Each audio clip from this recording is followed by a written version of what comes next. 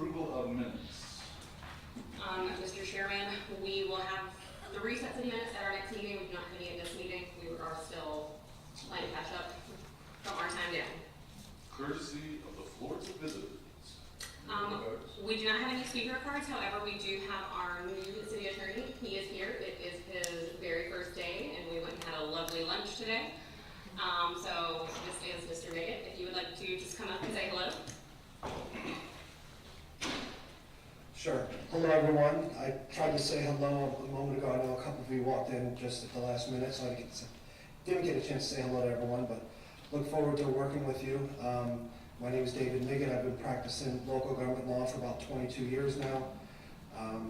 Done some CRA work in the past. It's been a while, so I'm looking forward to helping you guys out as needed with legal issues and CRA staff. Thank you very much. Welcome to the team. Thank you. Staff reports. Yes. Again, thank you, first of all, to everyone for your patience. I know the last couple of weeks, months have not been exactly normal for us, so we appreciate your patience as we are playing catch up and kind of getting everything back online and up to speed. The staff report is not quite as hefty as we were hoping, but we are getting there. Just a couple of things. The roundabout sculpture specifically, if you had a chance to look at the updates I sent out mid-morning, Mr. Cortada has been working diligently. The feedback that he received, really the only feedback he had received were instead of doing all starfish on these columns to make them different sea life animals. So that is what he's done, and he's kind of done it from the smallest being the shoreline to the tallest column being kind of deeper out in the water. So we've got sea stars, seahorses, horseshoe crabs, fish, and then the coral. And in your packet, I actually attached some images. Those images are the actual cast molds he makes, and then he takes those molds and uses that when they do the actual concrete columns, and then they come in and they tile that. He will be in town next month. Once we've got details of his itinerary worked out, I will let everyone know. He'll be meeting with the public, boards, staff, and really kicking things off. He will also be taking the opportunity to meet with and find local contractors to work with as far as doing the concrete and helping with the tile work. He wants to source that locally if possible. So we'll be helping him out there. We did show our committee those columns, and they were very happy with the progress and the direction this was going. And so we'll also be talking briefly about this with council at their briefing, just kind of again keeping everyone in the loop on where this stands. The Parks and Recreation Department is working on landscaping around the Ritz parking lot. There are some areas that really got torn up and kind of beat down, so they are re-landscaping around the perimeter there. Starbucks downtown in Spring Hill has received its certificate of occupancy, so they will be opening any day now. Dick Mondell's will be receiving their CO also here very, very soon, so they'll be opening. The pier entryway, our busy season's approaching, and we're still working through the details on trying to do that entire project. And so rather than leaving it the way it is, we are working with Beaches Energy, Police Department, Fire Marshal, Public Works to get that site cleaned up. The lighting put back temporarily and striped for the busy season, so folks can utilize that and it will not remain closed off for another busy season. Mangoes has actually submitted a PUD to update that building and combine the adjacent property. This is going to come to the CRA in April. That'll be kind of similar to some of the previous projects that have come before you guys. Again, Beau's Coral Reef has also submitted plans. Those are under review. I do not have details on that, just that they're in and they're under review. Southern Grounds will be breaking ground sometime next month. That will be going next to Lynch's. And then the Seahorse Florist is going before PC, and it is trying to get rezoned to be converted into multifamily. Currently it's commercial downstairs, residential upstairs, and they want to make it all residential, and they do have enough parking to accommodate that. South End, one of the bigger things is the landscaping that Parks and Rec is working on around the park and the medians, and then also they are currently working on design for that additional parking that we've discussed. This is not going to be massive, substantial additional parking. This would be that parking that would essentially be parallel, basically along where people are parking right now in those neighborhoods anyway. We would just be making it intentional parking to make it a little safer. So we will have more of an update on that as they get that design completed. And then you guys had some events that we listed in there coming up. And the one thing I really did want to touch on as well is the city-sponsored events that now are monthly and that are continuing to expand. First Wednesday, of the month, there is an acoustic concert in Latham Plaza every first Wednesday. Every fourth Tuesday is the car cruise, and then every last Wednesday there is a city-sponsored farmers market. They are also working to currently get a yoga event programmed every Thursday in Latham Plaza. And then one thing that I did reach out to the event coordinator at Parks and Rec on was the Orange Crush Festival. They did submit an application for a 2-day non-alcohol permit. They have submitted payment for that. However, they have not completed their packet. They have not submitted proof of insurance, a site plan, vendors, or attended a permit meeting. So at this time, that is not a permitted event. So it is not approved at this time. I'm happy to answer any questions you may have. Any questions for Taylor? Okay. Taylor, just a couple of quick comments. In reference to construction fencing, which is part of our ongoing discussions, I've got some real concerns about the fence around the BBs, particularly along First Street. That fence is half down, part of it sticking out into the sidewalk, potential trip hazard, if not a bigger injury-prone situation there with the way the fence is projecting into the walkways or sidewalks. So it would be good if we could get something done in reference to that. Okay. In reference to Sunshine Park, there's a number of repairs that need to be done down there. I know that we had talked with Parks and Rec about doing some repairs as they're related to some of the erosion around the skate park itself, that there needed to be some additional retaining walls put in to maintain the earth that's supporting the actual skate structures and so forth, but it's getting pretty severe in a couple of locations. Along with that, the exercise equipment that rings the whole park, some of it is missing pieces and so forth, and needs to be addressed. Same thing with the playground itself. There's some pieces within the playground that need some repairs, and then ultimately sprinklers. They have been working on sprinklers down there, but right along South Beach, the southern end, there's a number of sprinkler heads that are broken, and we need to get those repaired before they turn the system on down there. Okay. And I guess the other question as it relates to the pier parking that you wanted to reopen, what's going on with the First Street pavers? You went out and marked all of those, if I remember correctly, and we were going to get something done there. The area around the stormwater inlets, there's a couple of them right in front of Spring Hill that is deteriorating badly to the point where it looks like there's a possible stormwater piping problem, because it keeps getting, it's a good 6-inch depression now right at that stormwater inlet, and something needs to be done before it becomes a real problem on First Street. Thank you.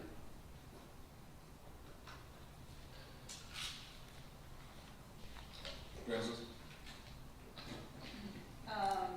Actually, I had a couple of those as well, so thanks for bringing those up. I was wanting to confirm on the equipment, and just you made it remind me, this is why I'm asking the question, the equipment that's at South Park, wasn't that donated equipment, and that's why we haven't had a chance to get that completed yet? Is that what that holdup was on that? 'Cause we brought that up before to get that completely replaced. I believe so, and to verify with finance, so yes, So if it was donated, then yeah, So technically we can.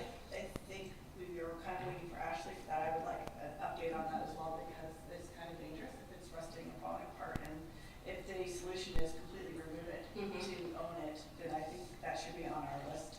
Okay. Because maintenance on that area is important, and I agree with Karen on that. The only other follow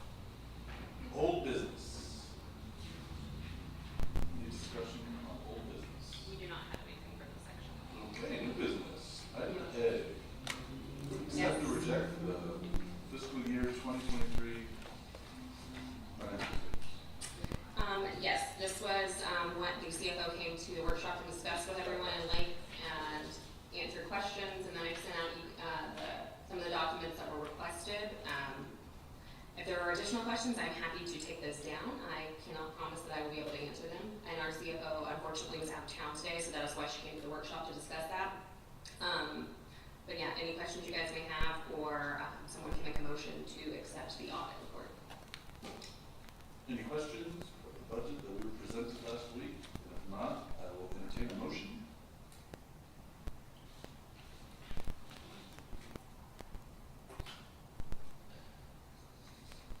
Gary? Mr. Chairman, I'll make a motion that we approve the fiscal 2023 Jacksonville Beach Community Redevelopment Agency financial statements and the independent auditor's report.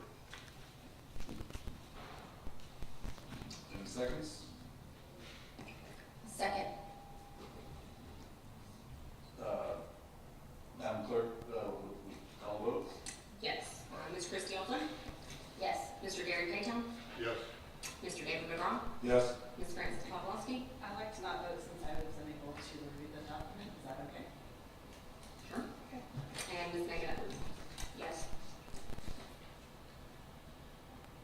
What did I say this morning? Since there were 4 yeses, the motion carries and 1 abstained. The motion carries with 4 for and 1 abstaining. Then we move on. All right. Awesome. Thank you, everyone. Items for discussion. A, approve, disapprove the scope of work and fee with Southern Group. Yes, so we're gonna do this one a little differently than we've done in the past. We do have a lot of new board members, so we thought this would be a good time to just kind of sort of bring everyone up to speed on how we got to where we have gotten with the Southern Group. Mr. Gilmore, unfortunately, is unable to be here today. Oh, good. Hey, Jim. But we have got Molly and Kara spoke here, and they've got a quick little presentation, just again, to kind of just recap what we've been done, and then you guys have all been provided copies. And then, yeah, any questions, we'll be all happy to answer. Yeah, Jim will be available at the end for questions. He's muted. He's in Hawaii. I know. I wasn't going to tell anyone where it was. A dear friend's wedding destination. Wedding, so of all the weeks that it fell on. But I'm happy that he actually took a vacation because he's the hardest working man I know. So on the first page, just a little bit about the Southern Group. We were established in 1999. And it was built on a very powerful concept that teamwork is the best way to build a firm. We are the only firm in Florida that is not owned by a single person or by a private equity group.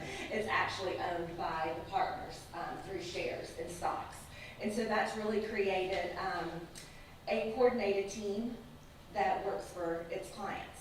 We have offices in different states around Florida, but of course, Florida is what you are most concerned with. And if you turn the page, I wanted you to see the pictures of the people that, even though it's Kyrus and Jim and I that are on your team, it's all of the people that you see on that page that are part of your team. Like I said, it's not a single person's name that's emblazoned on our letterhead. We truly believe that a rising tide lifts all boats. And when people work together as a team, the result is so much greater than the sum of the individuals. There's an unparalleled sense of teamwork. So while you may only see Jim, Kyrus, and I in front of you, if there was ever anything that we wanted to run by someone, we could call former Speaker of the House, John Thrasher, on the phone. He would answer and say, hey, President Thrasher, what do you think about this? This is going on in Jacksonville Beach. And he would be able to bring his unprecedented, advice and experience to it, and would want to, because winning for you is winning for everybody that's pictured on that page. And that's really something that I find very unique, and proud to work with people that also want the team to win. So if you turn the page again, you'll see the team that you see a lot in front of you, and Kyrus, who I'll formally introduce to you in a minute. But Jim Gilmore has over 30 years of economic development and local government experience, most recently from the ground floor of the wildly successful Renew Arlington. He was instrumental in bringing the U.S. Health Proton Therapy Institute to fruition. And then currently we are employed also by the DIA, and that's where my experience comes in. I work with the Downtown Investment Authority as one of our clients. It's actually comprised of two CRAs, the North Bank CRA and the South Bank CRA, and they have a master plan with 7 redevelopment goals, and each goal has myriad benchmarks, so I'm in charge of procuring the data, tracking the data, analyzing it, giving them a better foundation in order to pivot or make informed decisions from as they see the patterns and the flux and influx of that data. And then I would like to formally introduce you to Karis Lockhart, the newest member in Jacksonville. She was part of the Tallahassee team, and now she just literally moved into her apartment yesterday because she's going to provide something new, which is the CRA state statute guidance. Hi there, happy Monday. I think it's Monday. Like I said, my life is in boxes at the moment, so if I have a stain on my dress, please don't judge me. So I come from the Tallahassee office. I joined Southern in 2020, but prior to that, I went to the Governor's Administration for the Department of Economic Opportunity, which is now called Commerce. They've rebranded it, same stuff, just new logo. And so I did legislative affairs for the agency for about 2 years, then moved to Southern in 2020, and I've been with our office the Jacksonville office on and off since last May. So I know how to get on JTB, and I know that it's called JTB, but I am still learning Jacksonville. So really excited to be part of this team and help you all manage Tallahassee a little bit better, understand what they're doing over there in that building for 60 days and kind of help navigate that process. So that's my bread and butter is Tallahassee work. I do mainly appropriations work, but policy stuff is also kind of the foundation of my learning of Florida politics outside of campaign work. So that is me. There's already been one statute that changed during this last session that she's been able to advise Taylor on that affects CRAs. And just, I was a history major, so I love context. So the next page gives a little bit of a historical look at Jim Gilmore and the Southern Group's role with Jack's Beach and their relationship through the years. He came in 2019, and the planning director was leaving, provided some organization and structure to the Jack's Beach CRA, acted as the CRA coordinator in the interim, helped create and fashion some of this internal and external communication plans that are still used today, and catalyzed the execution of some languishing engineering plans that were there, and started the CRA incentive toolbox. He really helped build a framework from which things they began to operate in a more productive manner. The next page gives you the whole scope of the work that has gone on since then, from 2020 to last year. Building little building blocks of programs that you still are talking about and that have grown, the threads, you can see where they started in 2019 and 2020 that have really grown to be programs that are shaping the way Jack's Beach life looks, especially it being more aesthetically pleasing with the art master plan and the creation of, all of the art coordination committees. 2021, Heather came, Heather and Taylor. Taylor came with the job description that Jim helped flesh out and onboarded her and hired. And, with Taylor, everything, you can see how the font got smaller because there was so much more to add once there was that coordinated effort between them. Helped procure a real estate market study in 2022 for Latham Plaza, which is still being talked about today. That last page we just did, one overall aerial look at the established programs and deliverables since 2019. So you didn't have to read the small print as things got more exciting in 2022 and 2023.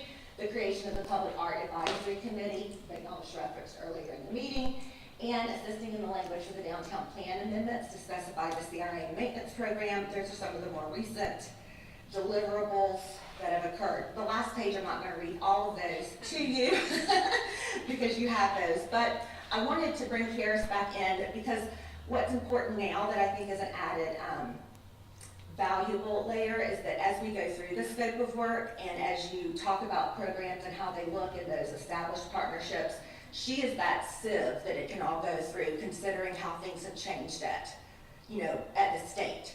There was even a bill that was just signed last week that we need to consider as we're talking about all of this potential scope of work. So I wanted to bring her back up to say a little bit about that.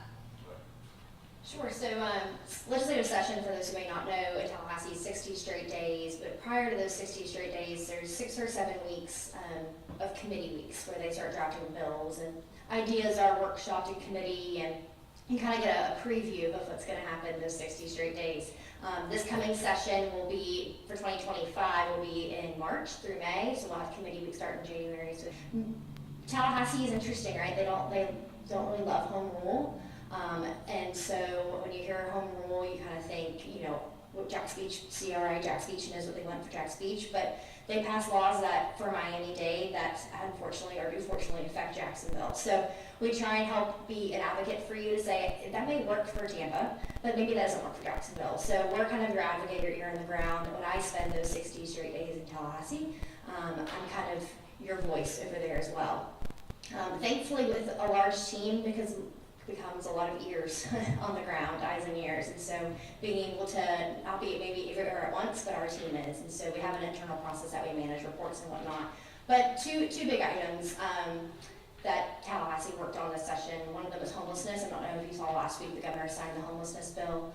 I've sent Taylor and the team the bill analysis for that, the language for that. We haven't seen a homelessness bill from the legislature in a long time, and homelessness is definitely affecting every large and smaller communities because homelessness is a wide range of definitions, right? So Representative Sam Garrison from Clay County sponsored that bill and is kind of spearheading the initiative. So it's back in your backyard, in his backyard, and he wants to make some strides that way. He's kind of calling it a carrot and stick method. So high level, the bill that was just signed by the governor would allow a private business to sue a city if homelessness is affecting their business. And so that's a very high level. There's some more technical ways a little bit, but full disclosure, I am not the lawyer in the room. It's the lawyer in the room. So no pressure, yes. And so we will monitor how that's implemented at the state level. So DCF is kind of the lead on that. There's a process where cities can establish, for lack of a better phrase, a homeless camp that has services provided to it and whatnot. So we're trying to monitor to see how Jacksonville is going to approach this and how y'all can maybe work together as a community. And then the second one is allowing P3s to have unsolicited proposals, and so it's just like a process side for you all. But I think those are the two big heavy hitters that affect you all directly. There's always an independent special district bill that allowed, prohibited individuals from serving more than 12 years on independent special districts, and so that bill was it was passed but not signed yet. And then so I'll monitor those bills and let Taylor know once they get sent to the governor, and then he has his 14 days to sign them in that process. It also eliminated some CRAs who are non-existent or inactive, so they don't have any revenue, they're not having expenditures, those types of things. They were trying to move those off of the rolls. So you never know what Tallahassee's going to do, but that's why you have us there to be your voice. So if we can ever be helpful, please let Taylor know when she can get a hold of us. But I wanted to make sure that that was the last part before you're able to ask questions, so that you would know that the scope and deliverables would be through that filter that CARES is able to bring with those changes that happen all the time in Tallahassee that affect us, whether we wanted them to or not. And so Jim is now off speaker. He was muted earlier, but if you have any questions, then he's here to answer them too, in spirit and in voice. Thank you very much. Yes. Thank you, Karis, and Molly, for your comments. Also, excuse me, even though I am here for a wedding, I've also got a horrible cold, so it might be a little bit difficult to understand me. The scope of deliverables for this next section of our contract work for you is extremely critical because we are looking at public-private partnership developers for some of the property that you own based upon the plan and what it calls for.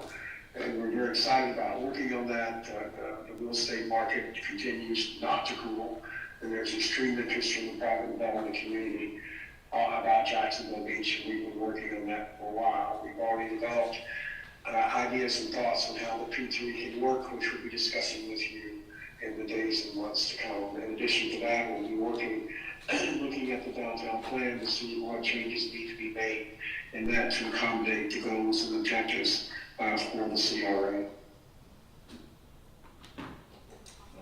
thank you. For open discussion, any questions for Molly or Karis or Jim?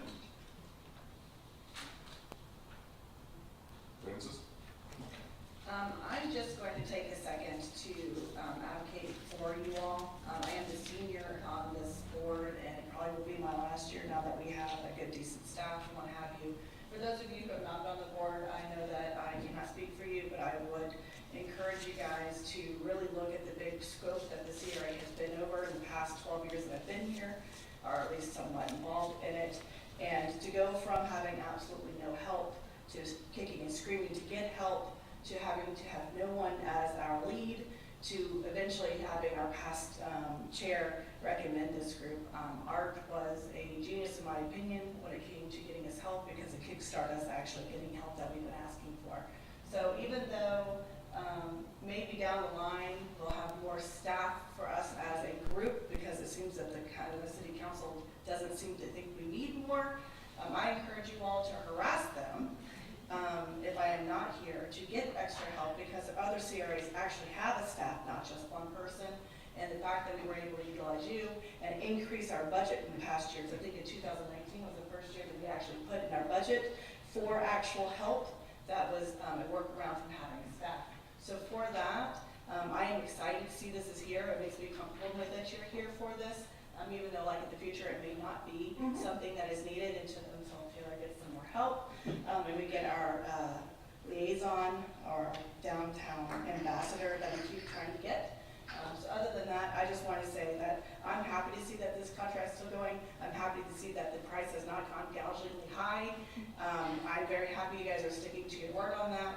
And for those of you who will be here after I am not, I do encourage you to think about how it was back in the Stone Ages when we literally were pressed for help. So I just want to say thank you for that, and this does make me happy. Thank you, Francis. As someone that deals with professional services in my business, I think this is a tremendous value. So for what you guys do for the board, I'm surprised it only costs that much. So I think Hey now.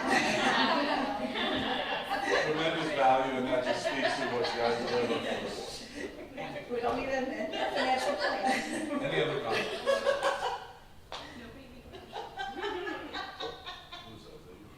Gary?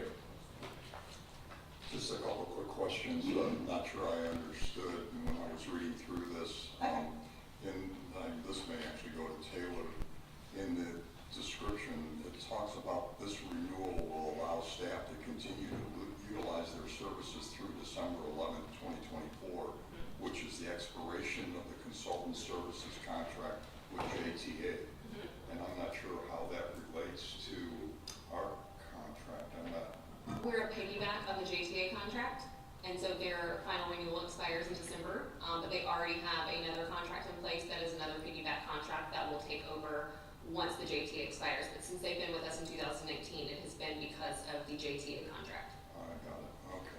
That helps me there. And I guess I was hoping we'd get a little bit more description about the scope of services, because everything is focused specifically on just the P3 development. I'm assuming that you're going to be providing some additional services or efforts to staff beyond just the P3 development. Before Jim chimes in, but yes, we talk to Taylor and Heather at least once a week, if not twice. And whatever they brought up, just like the other day when they brought up the statute change with, the CRA statute that was changing, we're on call, to help with those things. So as things develop and we see the need, of course, we're there to help with that. It's my understanding there is no real limit to what you can advise on. Right. Jim, would you like to add? No, I think you added to that. We need to, Gary, Taylor and Heather, at least 3 or 4 times a month to discuss progress and process and what we need to be working on. And I have to tell you, working with Jack's Beaches is one of the best pieces of work that we have. One of our best lines. We enjoy it tremendously. All right. I think it's most of it,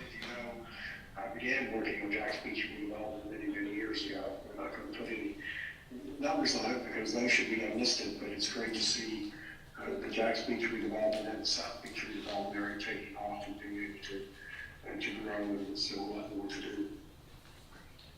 And of course, if things get finished before the year's over, we add to it. So Taylor, what do we need to do here? Again, same thing as before, someone would need to make a motion to approve, and then we'll take a roll call. I will entertain a motion. I'll make a motion to approve the scope for the Southern Group to continue their services with us. I'll second it. All right, Madam Clerk? Yes. Ms. Christie Elfman?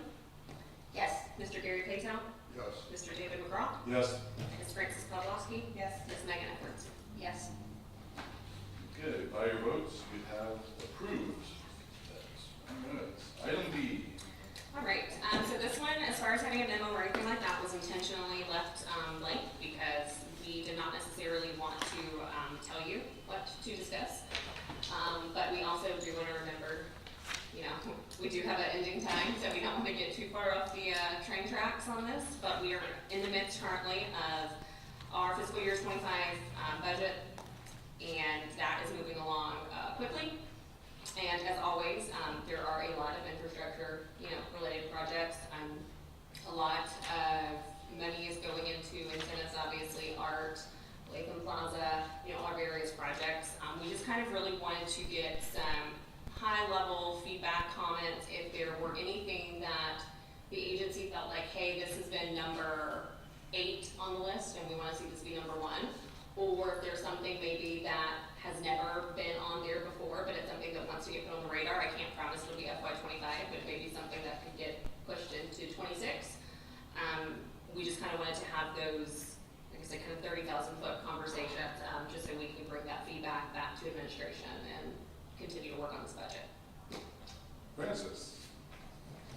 Piggyback to the last thing I just said.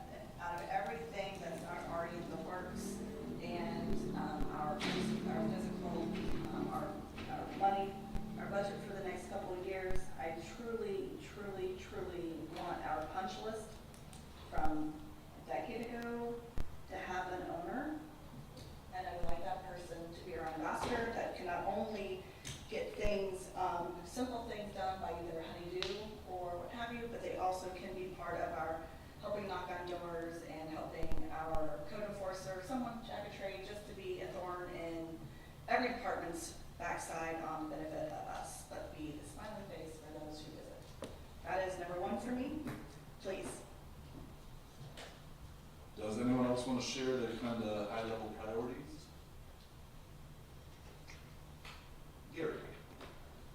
Mr. Chairman, one item that I'd like to see added to the priority list, and unfortunately this is something that has just come about over the last week, and that is with the incident that happened downtown, that we have an opportunity to sit down and talk about how we can better support our police department to meet the objectives to prevent the kinds of incidents that we saw downtown recently.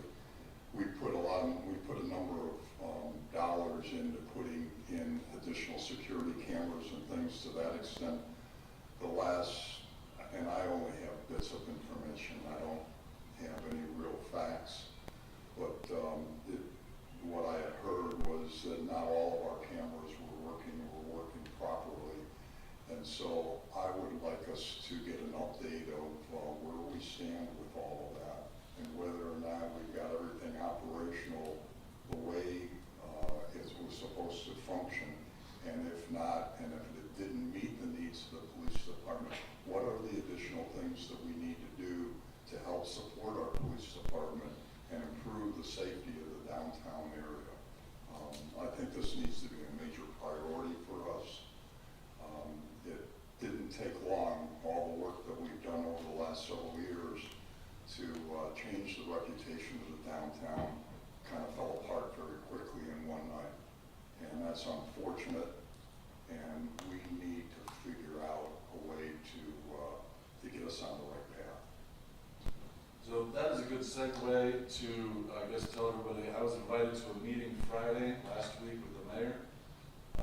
address business owners. She addressed right off the bat that that was a rumor that was not true, all cameras were functioning. There was rumors that cybersecurity event may have not worked, that was, according to the mayor and staff, not true. But because of that meeting, I did start coming up with ideas. I've been kicking around some things. One of the concerns from the business community was when the police are fully staffed and they need to hire people, it like doubles their cost if they have to reach out to JSO. And I started talking with Taylor, just said, you know, if we can pay for, you know, painting buildings and new landscaping, we obviously should be able to create a fund that supports a safer environment downtown in the same way that we're trying to paint buildings to make it nicer. So I would love to, as a board, you know, try to see how we can support going forward, just along the same lines as you're saying. As if it is there is no economic development if there's no safety down there. So, and our mission is economic development. So, Francis. I agree with the two of you guys, but we do have the CAPE program that we are solely funding. It does provide for extra police support. We've gone from when I started this venture from having 2, I think. Yep. We had 2 officers, now we have 14, I think, is what we have now. Staff is 11. It's 11 now, but we have the ability for 14. No, just 11.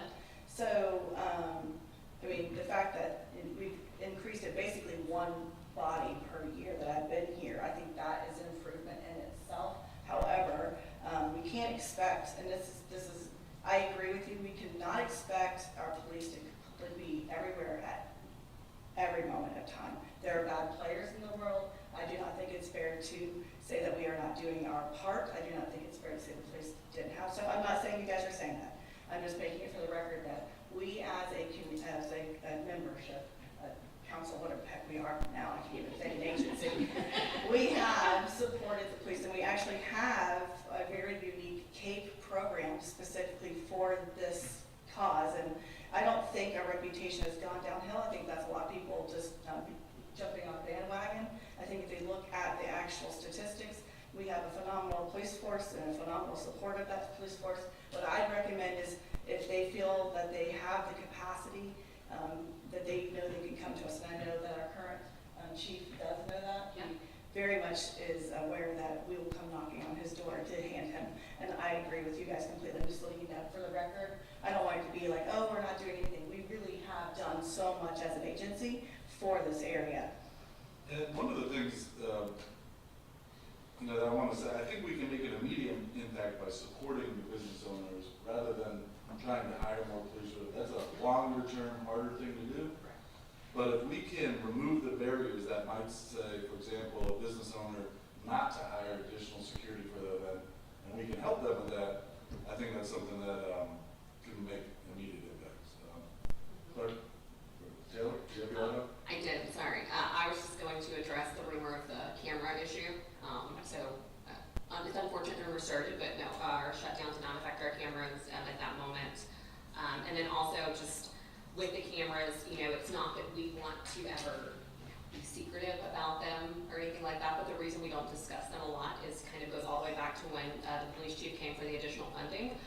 We don't need it out there in the public where every single one is, and if they are or are not working. And so I always just kind of caution everyone when we do talk about them in a public setting, we do just try to be mindful that these videos are available on YouTube to anyone, good and bad alike, and we always just really want to be cautious with how much we're putting out there as far as the safety abilities of our downtown. Well said. Any other comments or questions, or any other thoughts on budget priorities? I mean, for me, Latham Plaza, P3, and your personally, I think it's important to have that advocate while P3 and Latham Plaza are happening, because I want them to be part of the process so they have pride in it. Okay. So, you know, I don't want to wait until we do all these nice things and then try to sell somebody on why it's nice and why we care because we fought so hard for it. So, you know, do we have data? I know when we did get approval for the maintenance program, and we're waiting for it. Do we have any data for that? We do. We have the numbers, how much we're spending annually, and those are still fluctuating because we had to repair the entire we had to repair all of the security, or not, sorry, all of the irrigation, and then all of the irrigation controls. When we went in to replace the irrigation and the pipes, we realized, oh wait, the controls were also all busted up, so we had to replace all of those. So the numbers, I would say, in these first 2 years are a little skewed, because there were so many things that were so substantially damaged and not really maintained that we essentially had to go in and replace. So we have those numbers, but as far as the day-to-day stuff, we've also kind of tried to track that separately, so that number isn't as skewed, but I feel like we have a pretty good graph on the areas where our maintenance is strong, where we need more, and we've really been watching that. In fact, as part of the initial CIP, I've been working with our budget officer, Ruth, and we've increased the maintenance budget pretty substantially for 25, based off of those factors that we have in place. Francis? I have a question on that. Are we still limited to that $25,000 Per item? Per item, even if we have it in our budget? I ask because that sign by the little 3D surfboard sign that's over there by Casa Marina or whatever still has a pin, still has a rock hole in it. It's been 3 years. I'd like to find a new sign, please. Okay.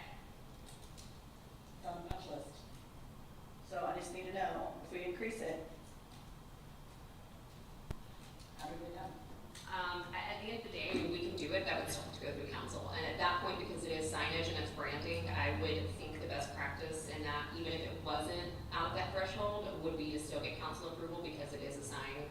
And usually all of the signage, like that entrance, gateway signage, stuff like that, does go to council. So I think at the end of the day, regardless, it would be the final. But yes, it can be in the budget, and I think it would almost, I don't want to say too much because I don't know that this will go, but I think it's almost more appropriate for that to be in another line item, maybe even under art per se. So we will see how that plays out. It is considered an artistic feature.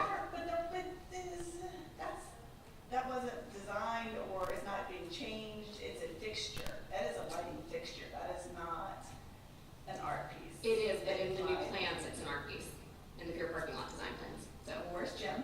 We need to get there. just saying. Just joking. All right. Anyone else? Good, that concludes, do you need anything? No, just to kind of, again, let everyone know we're actively working on this. So we've seen the numbers, we're still running the numbers. We've been meeting and are going to continue meeting with the budget officer and then the various departments that we fund projects out of. As we continue to develop that, this will almost, if there are any major changes that are going to be coming, rather than you guys be surprised, in May or June, I'll add it in the staff report, like, hey, by the way, this line item is going to change significantly, or this will be added. But other than that, we'll just continue to update you, and then as we get closer to the budget showcase and things like that with council, we'll keep you guys updated on all those dates. Taylor, could you share the punch list that Francis was talking about? I want to know what's on the list. Are you Latest variation. Be careful what you ask for. I love a good list. Just the history, just for those of you guys in history, and it's okay that I'm speaking out of turn, I'm not being called on, I do apologize. I'm really Francis. The punch list was started, I want to say, when Steve Loderforth here, and then Taylor came here, and we couldn't find said punch list, and so that we redid the punch list in 2019, and it includes everything from the mismatched brick that's around the roundabout, that's a super roundabout, that's not really a roundabout, to stop at it, to holes in signs, to ballards who had a wire dangling, to like anything, to a crack. Jeff used to always mention all the cracks in the sidewalks. It's like everything and everything you can think of that makes us not Disney World. That makes us something else. That's the list. And we all came up with it. I think Gary came with a really big spreadsheet, and we just added to his because his was much more detailed than all the rest of us. And that's the spreadsheet for history. Happily share. Thank you. Yeah. You were very welcome. The only other question I have, and I know that it's not turning in, we're still doing the workshop on the 10th? April? Yeah. Yes, as of right now. Okay. So the priority list that you gave us, I don't know, it was like January's meeting. Have you gotten that from anybody? Do we need to email it to you, or do you want to compile it? Or? If you would like to, yeah, that would be great. And then I'll continue to work on the budget. I mean, at the end of the day, the numbers are what they are. So we're going to have to potentially, things will have to change and shift and move just like we